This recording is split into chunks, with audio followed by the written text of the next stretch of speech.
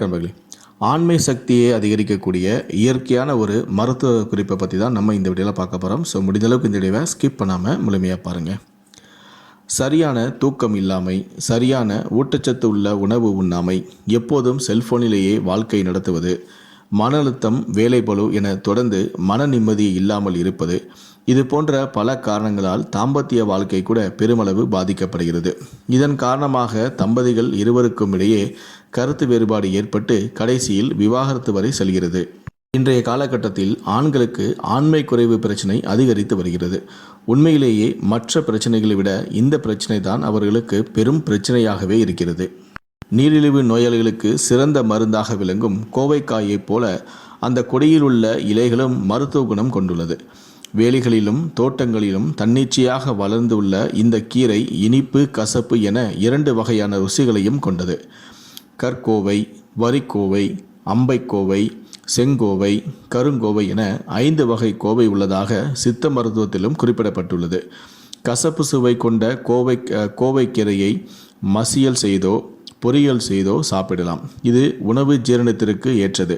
மற்ற கீரைகளில் உள்ள சத்துக்களை இது தக்க வைக்கும் தன்மை உடையதால் முற்காலத்தில் பிற கீரைகளுடன் சேர்த்து சமைக்கும் பழக்கமும் இருந்துள்ளது. இந்த கீரையை நன்றாக 1 தடவைக்கு 3 தடவை தண்ணீரில் அலசி சுத்தம் செய்து வடசட்டியில் போட்டு கொஞ்சம் நல்லெண்ணெயை ஊற்றி வதக்க வேண்டும். வதக்க அந்த கீரை கொஞ்சம் கொஞ்சமாக கருநிறம் அடையும். அப்போது லேசாக உப்பை போட்டு நன்றாக வதக்கி அந்த கீரையை பச்சையாக சாப்பிட்டு வந்தால் ஆண்மை சக்தி அதிகரிக்கும். மேலும் கோவை இலையானது இருமல், வாத நோய், பெருவீரணம், சிறு சிரங்கு, உடல் சூடு, நீரடைப்பு போன்றவற்றையும் நீக்கும். கோவை இலையை கொதிக்கின்ற வெந்நீரில் போட்டு 15 நிமிடங்கள் கழித்து வடிகட்டி கொடுக்க உடல் சூடு, சொறி சிரங்கு, நீரடைப்பு, இருமல் நீங்கும். இலையை காய வைத்து பொடி செய்து மருந்தாக கொடுத்தாலும் இந்த நோய்களும் நீங்கும். கோவை இலையை எண்ணெயில் கொதிக்க வைத்து படை, சொறி, சிரங்கு போன்றவற்றுக்கு நீங்கள் பூசலாம். சரும நோய்களும் குணமாகும்.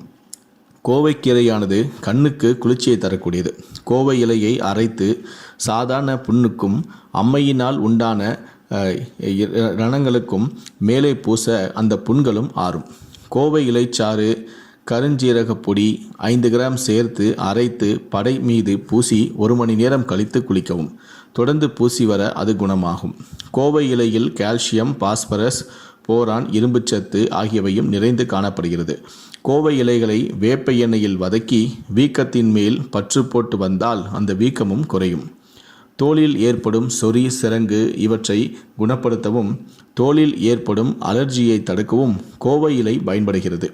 கோவை இலை, மஞ்சள் தூள், சிறிய நங்கை, வேப்ப இலை இவைகளை சம அளவு எடுத்து ஒன்றாக சேர்த்து அரைத்து சிறிது நீர் கலந்து மண்சட்டியில் விட்டு நன்றாக காய்ச்சி ஆறிய பின்பு உடலெங்கும் பூசி ஊற வைத்த பின்பு குளித்து வந்தால் சொறி சிரங்கும் குணமாகும்.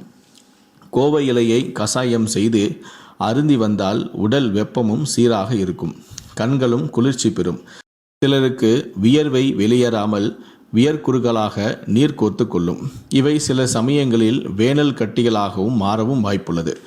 இவைகள் கோவை இலையை அரைத்து உடலெங்கும் பூசி குளித்து வந்தால் வியர்க்குறு வராமலும் தடுக்கலாம். கோவை இலையின் சாறு வெண்ணெய் சேர்த்து பூசி வந்தால் சொறி, சிரங்கு, நாட்பட்ட புண் போன்றவையும் குணமாகும். கோவை இலையை கொதிக்கின்ற வெந்நீரில் போட்டு 15 நிமிடம் கழித்து வடிகட்டி கொடுக்க சிறுநீர் அடைப்பும் குறையும். இன்றைய மன அழுத்த பிரச்சனையால் சிலர் தாதுவை இழந்து விடுகின்றனர். இந்த பிரச்சனை தீர கோவை இலையை நீரில் ஊற வைத்து பொடி செய்து தேன் கலந்து 1 மண்டலம் உண்டு வந்தால் இழந்த தாதுவையும் மீண்டும் பெறலாம்.